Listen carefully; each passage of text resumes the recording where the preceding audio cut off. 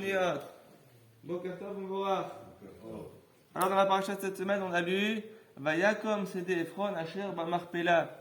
Lorsqu'Abraham Avinu il a acheté le caveau des patriarches de Ephron, c'est écrit quelque chose d'intéressant. C'est écrit Vayakom Sede Ephron, le champ de Ephron, où à l'intérieur il y avait donc cette grotte. Qu'est-ce qui s'est passé? Il s'est levé.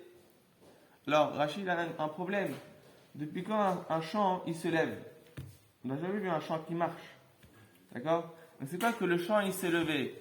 Alors Rachid explique Tekuma Italo, il a eu une élévation ici. C'est quoi l'élévation? Qu'il est sorti du domaine de Ephron, qui est une personne non croyante, d'accord, qui ne croit pas en Kadosh Baruch Hu, et qu'il est rentré dans le domaine de la Kedusha, qui est le domaine de Avraham Avinu. C'est-à-dire qu'on parle ici d'une élévation spirituelle du champ. Avant, il est chez une personne qui n'est pas pure, qui n'est pas tzaddik, qui n'est pas juste. Il va rentrer dans le domaine d'une personne qui est juste. Et du coup, ça nous amène à ce qu'on appelle la halakha qui s'appelle Tevilat Kelim. La mitzvah qui s'appelle de tremper les ustensiles. Lorsqu'on a acheté ces derniers chez un fabricant qui est non juif, il faut les tremper au mikvé avant de les utiliser. Pourquoi on fait ce trempage-là? Pourquoi on les trempe? Étant donné qu'ils appartenaient à un non-juif, d'accord, ils sont impurs, c'est-à-dire qu'ils ne sont pas purs dans leur utilisation, alors on va les faire entrer dans la pureté. Comment? En les trempant au mikvé. Donc ça, c'est la halakha qu'on peut apprendre du pasuk ici. Maintenant, il faut savoir à partir de quand on a cette obligation de faire tevilat kelim. Et combien de fois il faut tremper l'ustensile dans le mikvé. Alors lorsqu'on regarde la Torah, il y a une discussion entre les Rishonim, à savoir, est-ce que la mitzvah de Tevilat Kelim, c'est une mitzvah qui est d'ordre toraïque ou d'ordre rabbinique? Pourquoi? Parce que lorsqu'on regarde l'histoire avec Moab, que Midian, que Moshe il va faire la guerre contre le pays de Midian, là-bas c'est écrit Kol davar asher yavo bamaim, ta'aviru bamaim vetaya, vous passerez dans l'eau et il sera pur. Et là, ils disent les commentateurs que chaque chose qu'on fait passer dans l'eau, c'est-à-dire une chose qui est utilisée à froid, pas à chaud. Si c'est à chaud, il faut le passer dans l'eau chaude, dans l'eau bouillante, et on va le cachériser. Mais si c'est quelque chose qui est utilisé à froid, qu'est-ce qu'on va faire?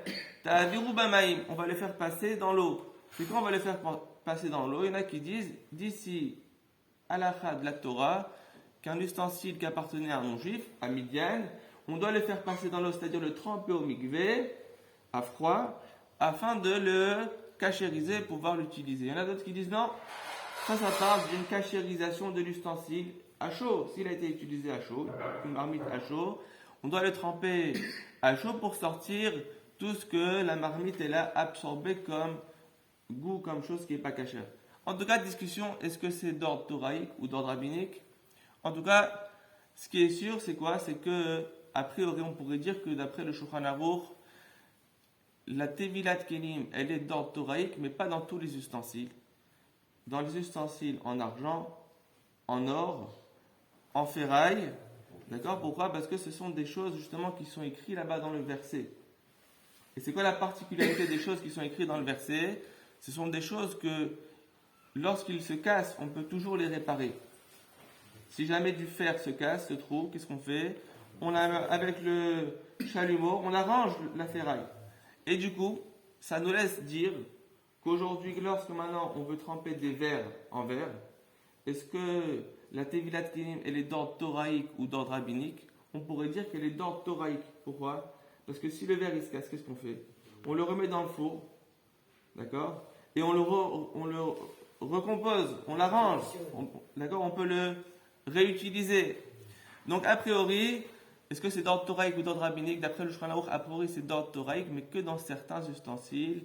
Quels sont ces ustensiles? L'argent, l'or, la ferraille et éventuellement le verre. D'accord? Tout ce qui est céramique, c'est-à-dire tout ce qui est argile, plastique, il n'y a pas de mitzvah de les tremper au mikvé.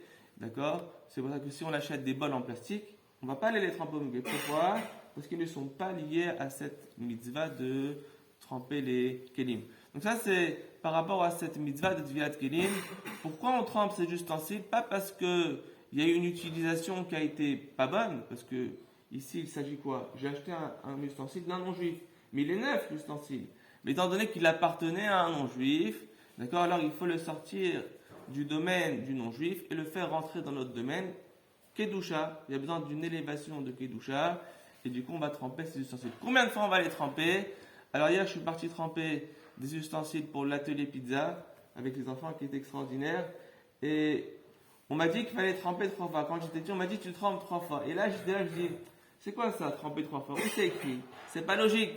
Et bien, d'après la halakha, c'est écrit nulle part qu'il faut tremper 3 fois. C'est pas ici l'homme qui se trempe, où il y a éventuellement 3 dimensions, enlever l'impureté, enlever la colère et après prendre sur nous la kedusha. C'est pas comme ça. Et du coup, il suffit de tremper une seule fois l'ustensile dans le mikvé. On vérifie qu'il est bien dans l'eau, d'accord? Et là, du coup, dès qu'il sort, il est pur et on pourra en faire utilisation. Chazak ou Baro.